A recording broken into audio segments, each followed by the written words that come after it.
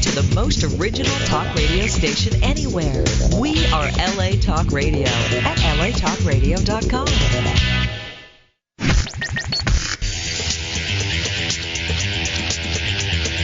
You're listening to Question Reality. Question Reality with Priscilla Leona. Priscilla Leona. Only on LA Talk Radio. Hi, welcome to Question Reality. My name is Priscilla Leona, and we are coming to you live from Studio City, California. Now, our show is broadcast every Sunday from 5 p.m. to 5:50 p.m. Pacific Standard Time. If this is your first time tuning in, our show will help you to question your career reality. This show is for you if you were, are, or might be considering a career in the entertainment industry. Our guests will provide advice and resource information on how and what it takes to successfully pursue a career in show business. Our guests work in various professions of entertainment, so that means we will definitely have someone on the show sooner or later from a career that you are interested.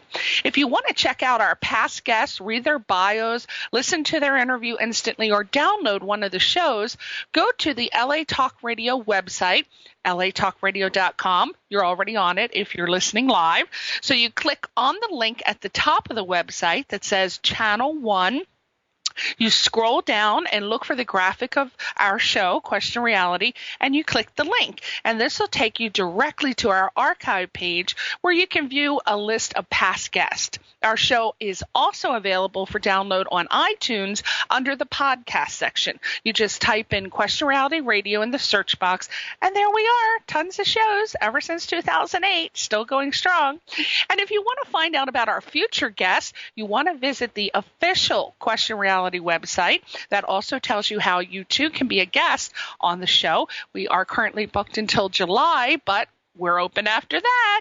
I only like to book 6 months in advance. It's just too overwhelming to go a year, but come check it out. You know somebody that's in the entertainment business, that's a professional, has some great advice to share. We would love to have them on the show. That official website is questionrealityshow.com. questionrealityshow.com. And as always, we have a fantastic guest for you today. His name is Mason Glenn. He is an actor, a model, and he has tons of other titles, as everybody does when you come to California. You have to have at least 4 or 5 titles just to get some bread and butter. And we have him with us today. And his website, if you want to check that out while I'm going over some announcements, his website is masonglenn.com, masonglenn.com. He's also with the Straight Jacket Society, which is a little comedy troupe, and we'll tell you a little bit about that later. Actually, Mason will tell you about that, and that's StraighTjacketsociety.com. Now, if you don't have a pen and paper, or you don't have your little notepad up or your little stickies, get them up, because I am about to tell you about a fantastic workshop. So I'll give you 1 second. Okay.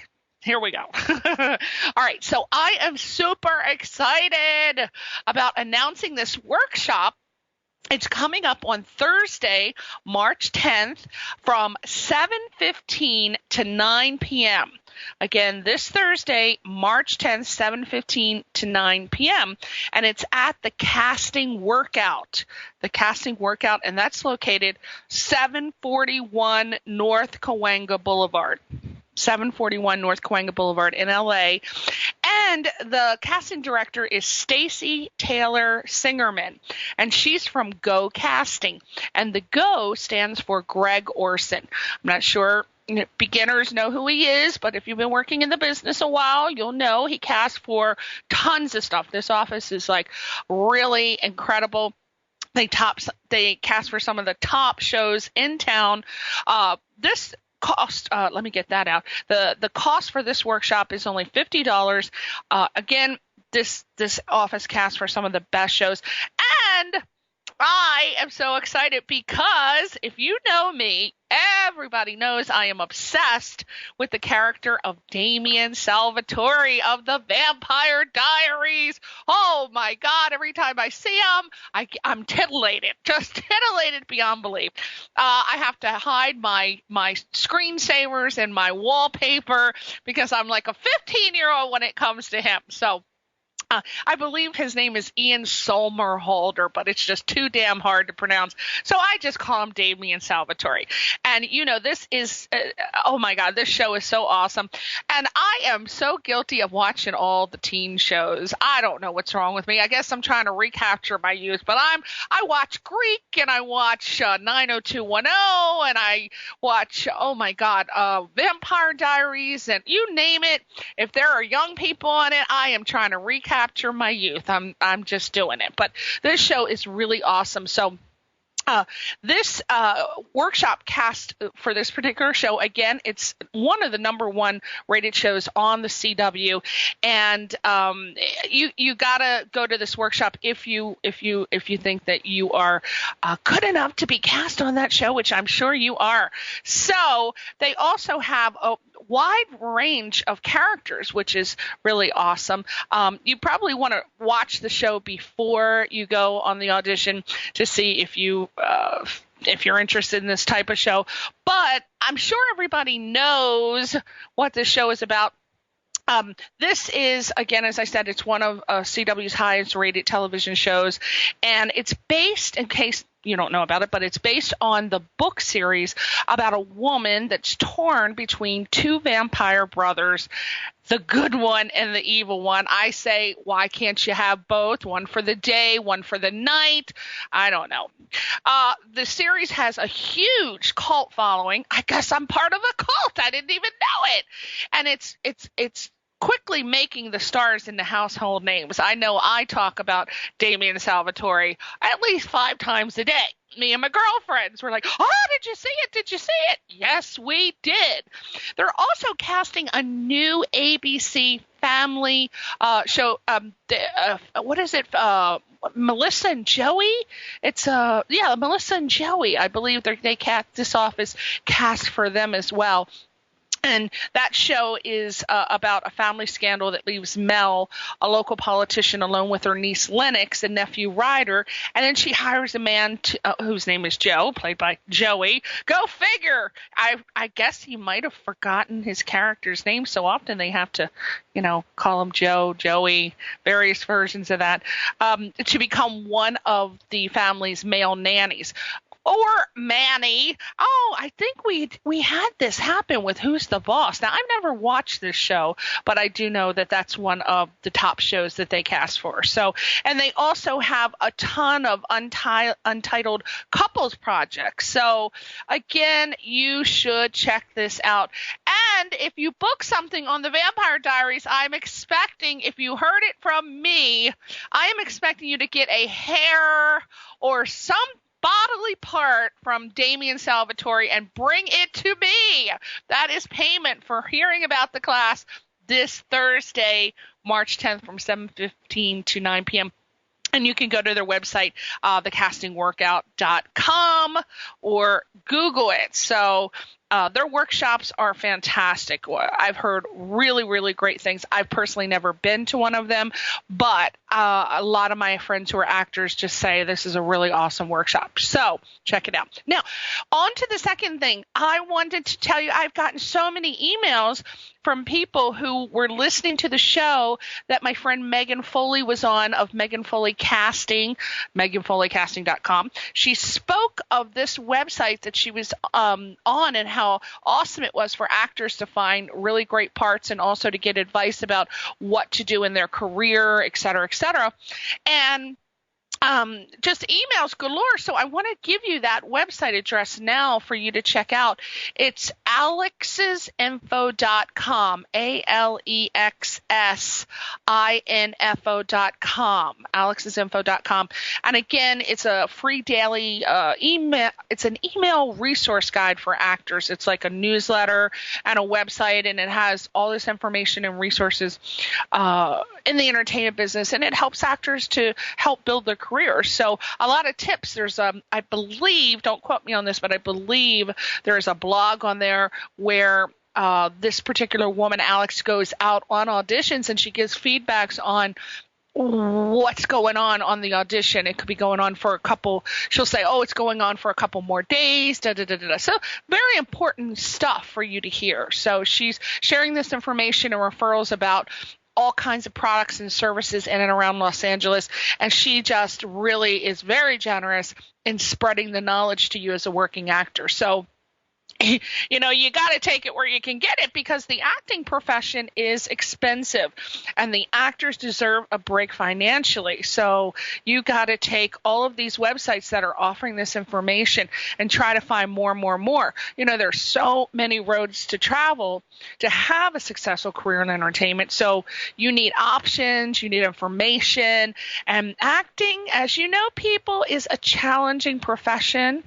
And it requires a commitment of the mind and the body and the spirit, as well as every damn cent you can get your hands onto, or given by.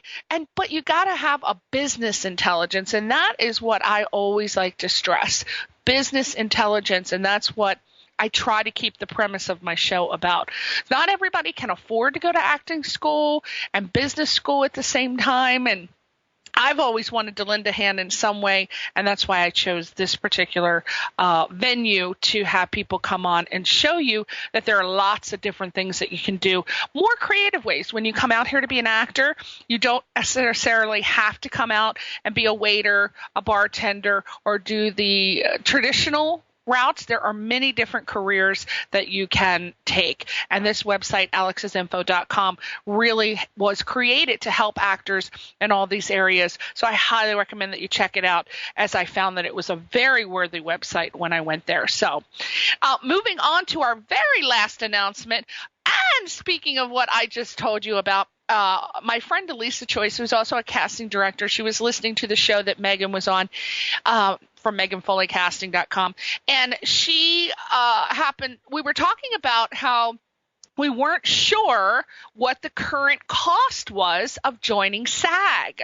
As you know, everybody, or you may not know, everybody who's non-union thinks that to join SAG is like entering the gates of heaven. Well, as you know, in life, there is a price for everything. Nothing is ever free. The air is barely becoming free of charge. If somebody finds a way to tax us for air, we're going to get taxed.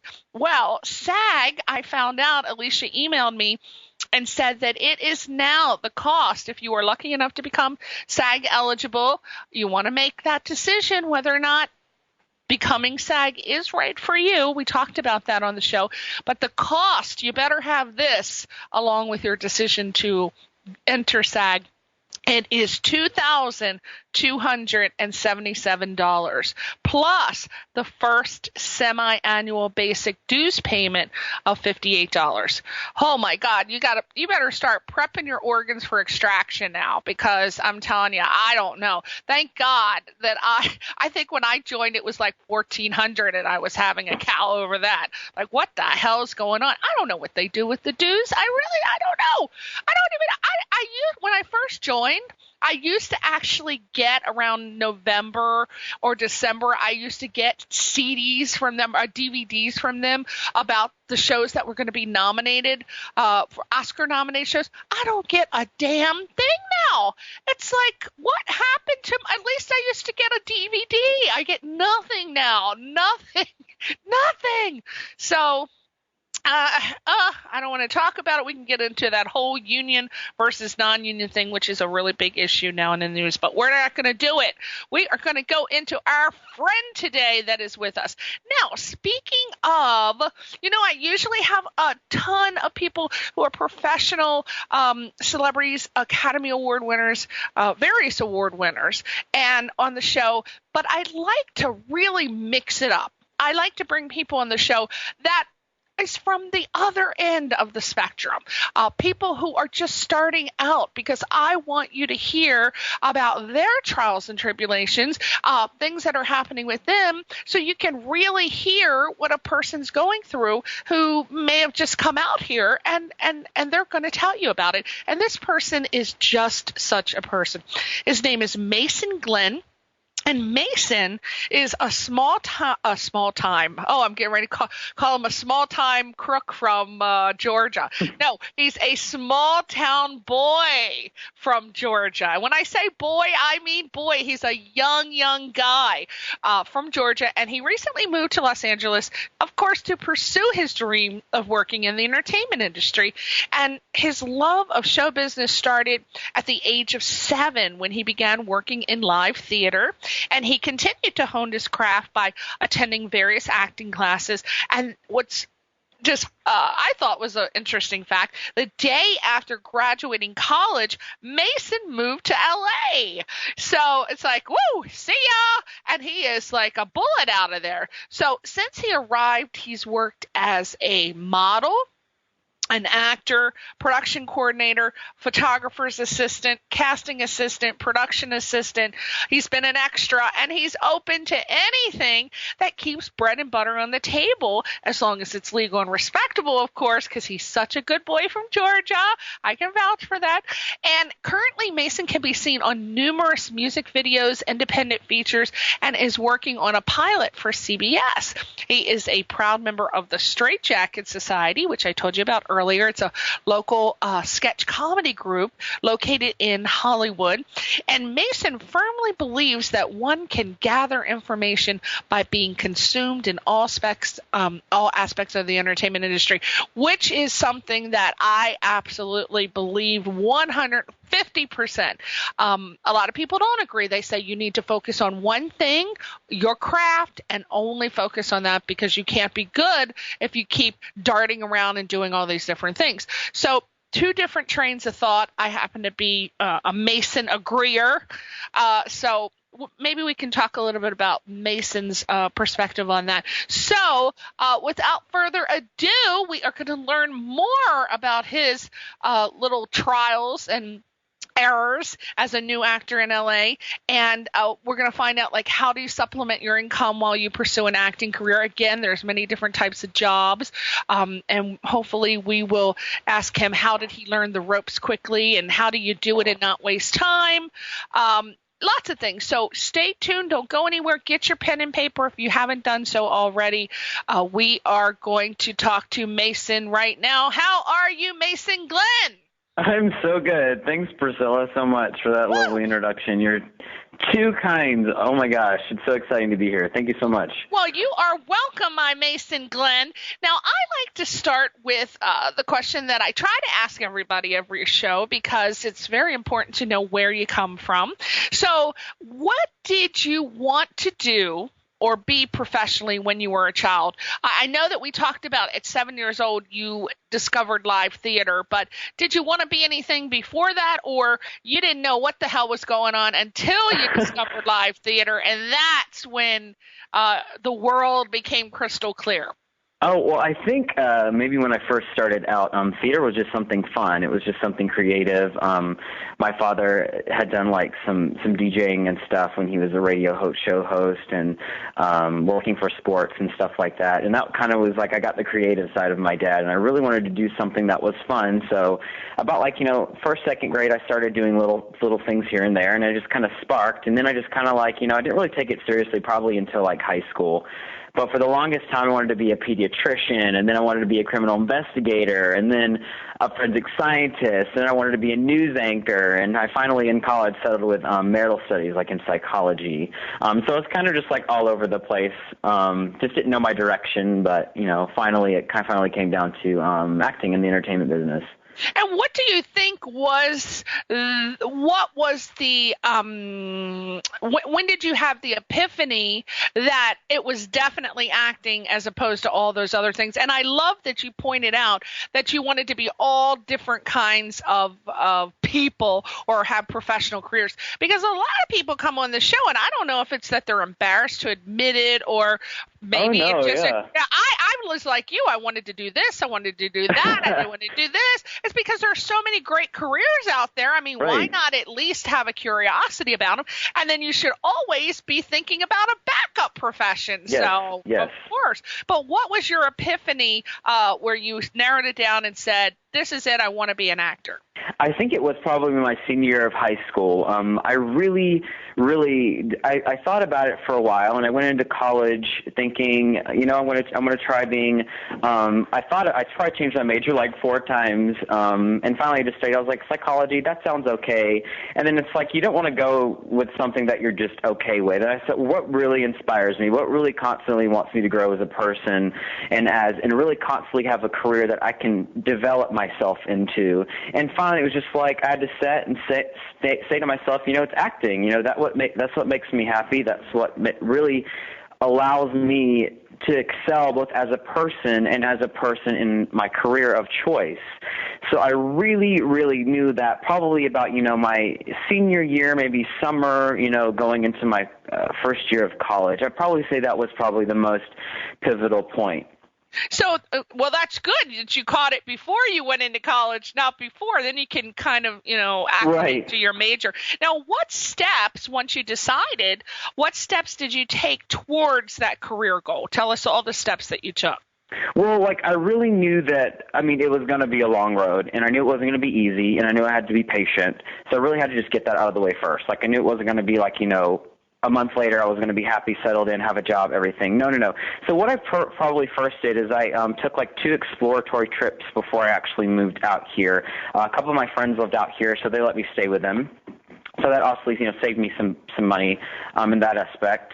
And then I really just wanted to explore the area. LA is so different from where I live. Ask my parents, or my mom just closes her eyes when she comes out here because the traffic and the people, everything is so compacted.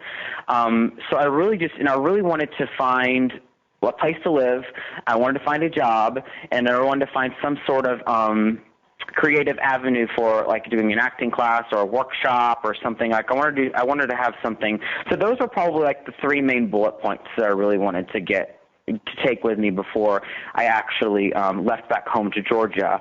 That was probably the most pivotal things that really helped me out, taking those 2 exploratory trips. And did you do that before you entered college or while you were? While I was in college, yes. While you were in college. Okay. So when you went to college, did you automatically major in theater or film? I did not, because I was theater. It's kind of like theater and TV and film. They're all fruits, but they're apples and oranges. It's like an apple doesn't taste like an orange. And theater acting is, to me, in my opinion, a lot more open. It's a lot more because you're very expressive because you're performing it in front of a live stage, in front of an audience. So you have to be kind of a little bit bigger. Whereas TV and film's a lot more, a lot more internal. It's a lot more with your, with the internalness of the eyes and of the, you can go into character work for, ever. Right. But, right. Mostly, it's just it's 2 different things. So I had to make a choice. I was like, do I want to do theater, or do I want to do something I'm comfortable with, or do I want to just do something that makes me happy? And it turned out to be film and TV really, really made me happy because I found I was learning so much more. Some people will beg to differ. Some people feel the exact opposite, and that's fine. Because that's what everybody's different. Everybody works certain ways, and they learn different ways. But that's what really, really helped me out mostly. Now, how did you know? That's a very good point you brought up, because a lot of people that I talk to are still conflicted whether to go into focusing on theater or film. I say, why not do both if you like it? But some people feel too overwhelmed by doing one or the other. So how did you make that decision where you said, I want to focus more on film? What was it about theater that made you make that decision? Was it that it was exhaustive? Did it take so much energy? What was it that made mostly I was a musical guy, so I did tons of musicals growing up, middle school and high school. And with the aspect of a musical, it's not just lines, it's choreography, it's blocking, it's, positioning, it's the list goes on and on. It just exhausted me so much. It is very. I mean, hats off to people that do that for 2 months at a time. I'm like, oh my gosh. Yeah. And it's like, I probably had 4 or 5 months to, get my, my crap together. Whereas like, people who are professionally doing this have like, a matter of a month, maybe a month and a half, and then they have to do this run for 2 months. It's like, oh my gosh, like how do these people do it? Plus So I find it a little less. I find it a little less stressful for me. I'm sorry, go ahead. Plus, they're getting paid, right, Mason? Yes. That's the difference between community theater and real. Yeah, that's right. They're actually getting it done. They're doing it professionally, much more professional than I am. Oh my God! I know when I was in theater, but because my background is in theater, of course, and I didn't realize that it took up so much time. Yeah, even after rehearsals. Yeah. There's before, there's during, and then there's after. By the time you get to opening night, you need a multitude of pills to get you through. Or some shots of liquor or something to loosen you up a little bit. Need an enhancer. It really is, but it is not. Theater is not for everyone. However, in my personal opinion, theater acting, if you want that live instant response, if you want that gratifying feeling, then theater is for you, because film is definitely not something where you're going to get an instant gratification and instant high that you get from doing theater. So that's one of the differences, of course, in my opinion. Now I really love that you were so organized. You're such a young person, and yet you had the mind to be able to say, oh, I got to plot out what's going on. I want to go out there. I want to check out how I'm going to get a job. I mean, you did all the steps that I would personally recommend, or anyone who had a good business mind would recommend doing. Was this influenced by your parents? Did they tell you to do that? I mean, is that what you learned from them? No, I've always been kind of like a little OCD and a perfectionist in a way, and I always have to have a plan with everything. My mom I take after with that. My dad's a lot more easygoing than my mom, but my mom always, when I was like 5, 6, 7 years old, she was a teacher, and we would have a chart. My older brother and I would have a chart, and if we brushed our teeth, if we made our bed, we would put a star on our chart, and we would get 25 cents. $5 was so much when you're like 6 and 7 years old, and I think that's actually the moment that it started enveloping me that to be organized, to have my bed made, to have a plan, to have certain things that I had to do before this day was up, to make it a successful day. That's probably what. I love that. I love your mother's way of parenting, and that's why you turned out to be such a good boy. She was doing the super nanny techniques before there was a super nanny, because that's exactly the same behavior and discipline that the Super Nanny says to incorporate in order to get your child prepared for the world. So there was Super Nanny before there was one. So I still kind of be like, you were crazy growing up, and I was like, and I kind of liked it too. Those are such great parents to have. So you were very fortunate. Not everybody. I was very, very fortunate. I had, parents that, when they first knew that I was going to move out, I don't know, I kind of felt like they didn't take me seriously, but then they know because I was so tenacious and stubborn that I don't take no for an answer. And so I was just like, I am moving out, and finally they realized that that's what made me happy the most. It's like being in Georgia in like this box, this proverbial like bubble. I needed to get out of that bubble, and I need to experience not only like life outside of my box, but just, my career outside of my box. That's another thing that I kind of like did before I moved out here. I really wanted to like envelop myself in the Atlanta market, or my local acting market.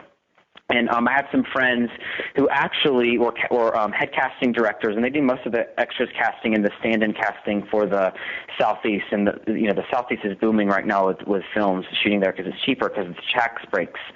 Keep in mind, Vampire Diaries, doesn't that shoot in Georgia? I'm pretty sure actually. I mean, some of this it might film in LA too, but I know it's filmed some episodes in Georgia. It looks very Georgian to me, because I do watch the Vampire Diaries too. It's not a bad show. I'm not gonna lie. Like it's okay, I love that main actress girl. I think her name is Alina Debev. she's great. I saw her in Degrassi when I was growing up, that show before Vampire Diaries, and she was great in that. So. Now, have you actually done any extra work on Vampire Diaries? No, I wish I have. I don't do too much extra work now, but I definitely recommend extra work for people who are first starting out because it's a full 12-hour day on set. It's the whole hurry up and wait aspect. But you know what it's like when you first start out, it's so fascinating. It's like, and then you get to see, if you're fortunate enough to get by the actors, you get to see like by example, how are the cameras set up? How are the actors saying their lines? It's like, how are they taking direction well? It's like, as you're kind of like that kind of inside spy, if you will, of a movie set. Absolutely. You and I are set again in that. And I tell people, some people have the nerve to frown their nose and look down on being an extra. If they had a good mind, they would know that is the best apprentice job. Oh my gosh. And you get paid. I mean, you get paid and you get free food and you get to, eat until you pop. It's like amazing. It's like, I mean, you can be on the set and you have to be absorbing it. You have to be soaking it in. You got to look at the cameraman and how they set up the lights and you watch the actors, this is the best training you could get. I say be an extra as long as you possibly can. Right. While taking your acting classes and doing your workshops. But that is the best training ever. But a lot of people do not have the mind to be able to absorb that. They look down on that. And those are the people that, I say, you're going to have a short career in show business because you can't absorb that fact. But see, there's a difference between people wanting to be people come out here and there's a difference between being a celebrity and a star. Some people want to come out here and they just want to shoot to the top and they want to be something which is going to fast track them to the red carpet. And then there are other people who are really interested in the art and the craft, and those are the people that love being an extra. So I'm so glad that you said that. That is absolutely something that you people need to realize. Extras, actually, they're not called extra anymore. They're called background actors. They've upgraded them. And with good, without the background people, you can't have a show. Right. People don't realize that. Some stars don't even realize that, but, it's very, very true. Now, let's talk about when you moved out of here, what kind of jobs have you taken to supplement your income and be able to afford your dream career classes and tools that you need? There's so many things. I am all about freelancing. Find something that you're really good at and sell it to people. As long as it's legal, of course. I don't want people to take that the wrong way because your humor. It's like people are going to be like emailing you like crazy. But anyway, I am all about freelancing. A friend of mine, I will probably quote her book a couple of times. Her name's Bonnie Gillespie, and she wrote Self-Management for Actors. Great book. I recommend. I think it's like $20 on Amazon. It's like over 500 pages of such great information revolving around the casting process, survival jobs, how to get around in LA, booking the job, things out to watch for. So good, so informational. So the thing that she really stresses was freelancing, and I totally stress that as well. Just find something that you're good at. When I was in college, I did Spanish tutoring, and so I was really good at that, and I actually worked in like the foreign language lab, and then I kind of carried that over with me to LA. So I would, go to people's houses or they would come over and I would teach them Spanish for an hour, and that was something that was supplemental income for me. I also wanted to find something. I worked for a very popular coffee company that offered me health benefits that was really flexible. It was decent pay. It was stable hours, and I worked for them for over 4 years. A lot of people with the extending on the freelancing aspect, a lot of my friends are nannies. So they'll be like babysitters or nannies. And oh my gosh, like everybody, especially girl in LA, it seems like has a nannying job because it's so easy. It's like you stay at the parents' house. The parents want to go out for like a Friday or Saturday night. You sacrifice, your weekend, but it's worth it. It's easy money, I mean, a lot of people, they tend to do the whole, like, waiting tables thing, which I think is a little cliche, you know, and to me, it's like, I don't want to have a job that would stress me out. And I feel like a lot of my friends who are servers, they're constantly trying to scrape up their money. I mean, this is not for everybody, of course, but I would say, you know, I can speak for just my friends only. You know, it's just like, you know, a Saturday night, they can make $200, you know, one Sunday they can make, you know, 50 because they haven't had as many tables. It's like that idea of, like, not having a stable income and kind of on the whim relying on that is not good at all, because it will stress you out so much, and you don't want to do that. Right. As far as, like, doing jobs in the entertainment industry, like PA work, a lot of my friends are PA, you know, that's another way that you can grab money. You know, you get probably a little bit more than an extra would, but it's great set experience. You get to learn, like, behind the scenes. I mean, it's, you know, you could work on a show for, like, up to a month being a PA. You know, you're kind of like, as a PA, you know, most PAs will probably agree to say that, you know, you're kind of like the step above the extras, like you're kind of important, but, you know, you kind of keep the roles, the wheels rolling for everyone else. Right. You're kind of the basis of everything. But to me, that's, you know, that's another job that, you know, a lot of people do out here. You just, like I said, I can't stop stressing. I can't stress enough that you just want a job that's not going to stress you out so much. You know, because you're out here to be an actor. You don't want to have that be distracting, or you don't want to take that stress with you in a casting office or to an audition room. So you just want to make something that is flexible for you, but you can really still rely on that base of payment. I think Bonnie, in her book, she said a really good thing. She says, avoid the golden handcuffs of a permanent job. And I think that's so golden, because if you're out here and you have, you know, a 9-to-5 job, it's like, where's that dream that you're thinking? It's like, do you want to be, you know, a doctor or a lawyer? Do you want to work for some firm, or do you want to be an actor? It's like you have to, like, make that differentiation really quickly. And that's kind of what I found out, you know, in regards to, like, jobs and whatnot. Wow, you know, that is so, so true. And again, as I said initially, you got to be creative, think outside the box if you don't want to do the typical waiter, bartender thing. There are so many different things you can do. Really, you can do so many things. Look for the little obscure jobs. There's lots of jobs that you can look for. Again, if you check out alexsinfo.com, there are some jobs there. There are lots of websites where you can do jobs that you don't have to work full time. Very important. Now, what do you feel are some of the do's or don'ts when pursuing a career in show business?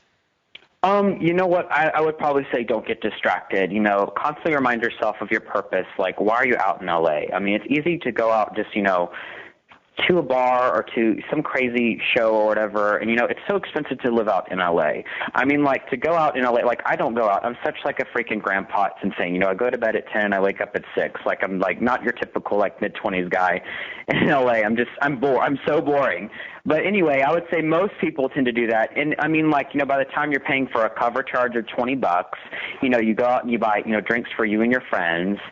That's like, you know, $100, and then, like, maybe you get something to eat afterwards. You know, it's like you've already blew in $150, like, on one night. It's like, just think what you could do with that to supplement your career, as opposed to just having, you know, everybody needs to have fun every once in a while. You just don't want to get it to make it consume your life in LA, and it's so easy to do out here because it's so readily available out here. I would probably say do spend at least 30 minutes to an hour a day on your craft, whether it be an acting class, you know, submitting yourself through submissions, you know, doing research, reading a book about acting, you know, finding something that's going to better you as an actor. I would say do work for free when you start out. You know, student films are the best for this because the pressure is lessened. You know, the upcoming directors and the producers, you know, they're learning as well just as much as you are. So I would probably say, like, when I first started out, I worked on this very short film. You know, it was a silent film, but it was so cool because the director was so good. And he was like, Mason, what would you do? What would your character do? It's like, because he's learning as a director as well as you're learning as an actor, because you're trying to figure out, you're trying to get into this world in this guy's head as a character. And that was so great for me when I first started acting out here, to book those, like, free student films or whatnot. I would probably say, you know, make a priority to educate yourself as well. It's kind of like the analogy. It's like, you know, a doctor goes to medical school to pursue a career in medicine or, you know, whatnot. And if you're an actor, like, make it a priority to make it in that month, to find an acting class, to go to a casting director workshop, do something creative that's going to supplement your creativity and your dream of being out here.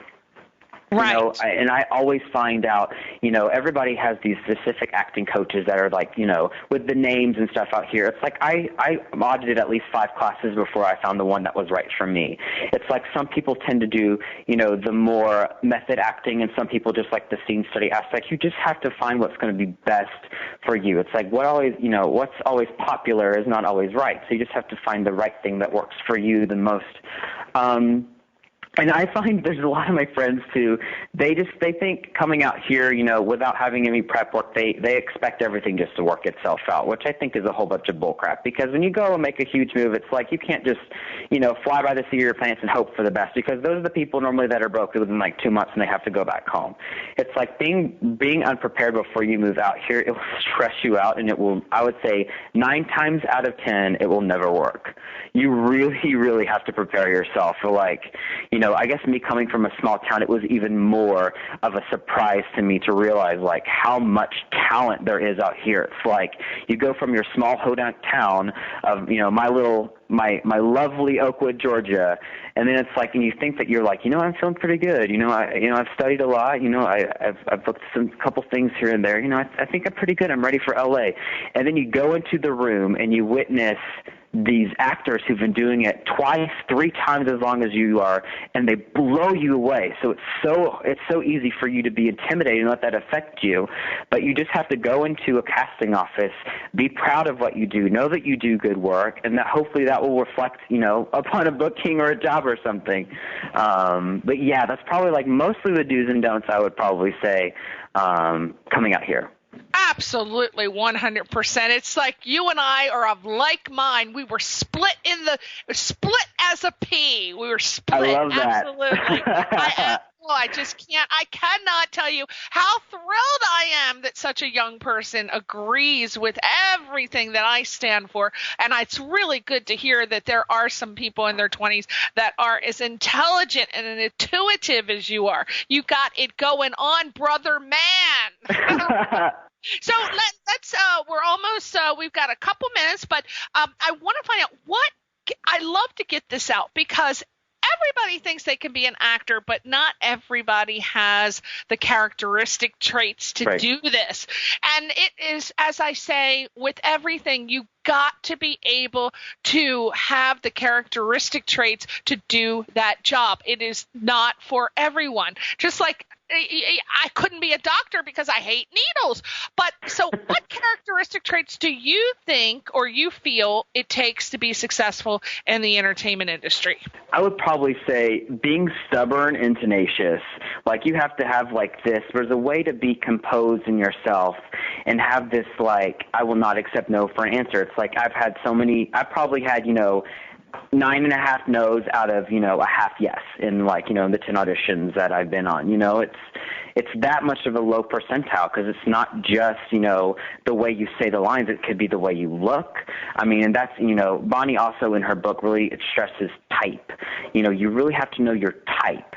Everybody can't be a leading man. Everybody can't be this buxom, beautiful, tall blonde with gorgeous eyes and everything. Nobody can. Everybody can't do that. So you have to know your type. I would probably say being goal-oriented too. Every year I set a career goal a realistic career goal to myself. This year, actually, it's just to book an under 5 role. To have under 5 means in TV, or it could be called a day player in film. Just to have that 1 to 2, 3, 4, 5 lines. Maybe the main character comes to the convenience store. The convenience store clerk says, that'll be $5.50, and then the main character leaves. That's a realistic goal for me, especially me being, just at a beginner still. I've been out here for a little over 3.5 years now, but you really have to have that goal for yourself. Maybe it's to to go out on 5 auditions and feel like you've done a good job. You have to, wherever you're at in your career, you have to set a goal for yourself. And saying in in addition to that, you just have to be realistic. Let's be honest. We can't, be like Cameron Diaz, who was walking on the side of the street in Vegas, and then, she books The Mask 2 weeks later. It's everybody, that's a one, that's so lucky. Everybody can't be that instant gratify, actor right away, who has the look, who has the talent. You just have to be realistic about everything, That, it's a good, I want to stop you there because that's a really good point that you brought up. But what I have found is that a lot of people who come out here are not realistic. Right. They really do believe that they are so good looking that when they walk into an office that the casting person's going to immediately swoop them off and they're going to have that Cameron Diaz experience. Right. So how does a person who thinks like that, has a mindset, how can they be realistic? I mean, that's like a catch-22 situation. In the response to that question, I would probably say I've had casting director workshops, and sometimes I'm just kind of like, hey, what do they see in my headshot? My headshot is my business card. It's like I want to make sure that it looks nice and it's presentable. It's not printed on, regular paper, and I didn't, go to Walgreens and print it off. Like, you want to make sure it's like your business card is your headshot. So I give them my headshot, and sometimes they'll be nice, and sometimes, they'll just want to be kind of very, to themselves and like to the point and succinct, and that's it. But I was just like, what's my type? Like, looking at my picture, what do you think I am? And they would tell me, and that would kind of give me an honest opinion about what my type is. Absolutely. I cannot. Oh, God, Mason, I just want to pinch your little cheeks right now because it is so important that when you go to these casting director workshops, one of the things that kind of bug me about them. I mean, I recommend them highly.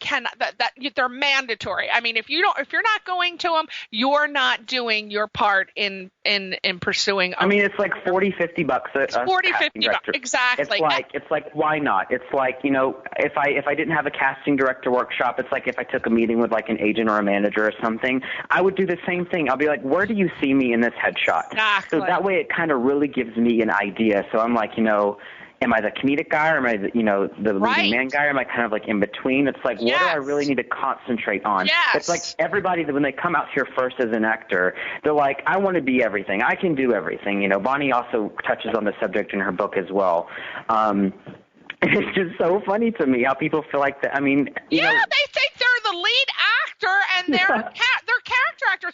But a lot of actors, I've gone to these workshops and I find that they'll go and pay their $40-50 and then they just sit there. And, you're not always, I'm going to tell you people now, you're not always going to go into a casting director workshop and have a really great casting director. Right. In my definition, which is somebody who gets up there and has a question and answer group where you can ask questions and then you get up there and they give you feedback and they let you do it again and again. That's a great casting workshop when they have, so good. But not all of them do that. Some of them, and if you go for the first time, you could be very disillusioned and you may say, oh, that's bullshit. I'm not wasting my hard-earned $40-50 because a lot of times you go to these workshops and you just go up there, you do your scene and they say, that was great, thanks. And that's all you get for your $40-50. That is it.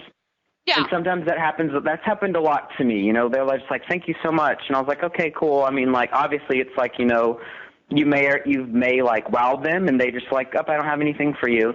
And then sometimes, casting directors will give you so much direction. They'll let you do it 2-3 times. And that's so great. Such a learning experience. I love and embrace that criticism.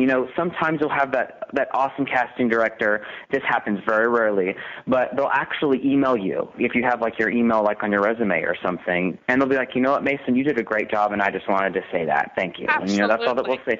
And those are the casting directors that you want to stay in contact with because they see you as a person. People feel like when they come out here and they come into an audition room, they automatically put casting directors on this pedestal. And I myself is completely in this group because when I first moved out here, it's like I kind of feel like I felt like the casting director was like this person that was just, judging me as soon as I walked in the door. In a way they are, but it's kind of like with their eyes, and it's like you get into your head, you're like, oh my God, they hate me already, and then you start getting nervous and everything. Yes. But to me, like if you go into a room and you see the casting director and you automatically think that they're your friend, that really just like helped me out. That just like clicked with me. Yes, and you can't, and that's what I'm saying. If you're paying $40 or $50, and this is a great casting director, one that does a Q&A session before, take advantage of that and ask all of the questions. There are so many casting directors that don't do that, and you're going to get up there, pay your $40, $50, and if they're going to say, "Oh, that was great, thanks." So you know what you do after that session? You go march your ass right up to them and you say, "Can you please take a look at this headshot? Can you tell me what character you see me as? Am I a character actor?" Get up there and get your $40 or $50 worth. Right? Exactly. I mean, sometimes, casting directors are so nice and they'll allow you to, they'll allow you to talk to them like that. And sometimes, they're just succinct and that's just how it is. You don't need to take it personally. Exactly. That's just how it is. That's just how LA is. You can't. You got to go for. You got to just like when you choose anybody in your life, you got to choose someone who you're compatible with, and you're not going to be compatible with every single casting director. So if you go to a workshop, you don't like their style, go to another one. There are tons in this town. Oh, there's so many. Yeah, in this town. You have a ton to choose from. So, oh my God, it is 5:50. That means it's time to go, and I'm just so sad because we had a couple more questions, but may I ask you to come back on and be our regular traveling actor so that we can pursue your career goals? Oh, my gosh. I would be so humbled and flattered for that. Thank you, Priscilla. Oh, my God. Well, of course. So that's it. We are going to travel through Mason's career. He will be a star, and he is going to be our whatever. He's going to be a celebrity, a star, anything he wants to be. So we're going to have him back on the show maybe later on this year or the beginning of next year and find out what's going on with Mason Glenn at masonglenn.com. Thank you, everybody. Say bye, Mason. Bye, guys. Thanks so much. Bye.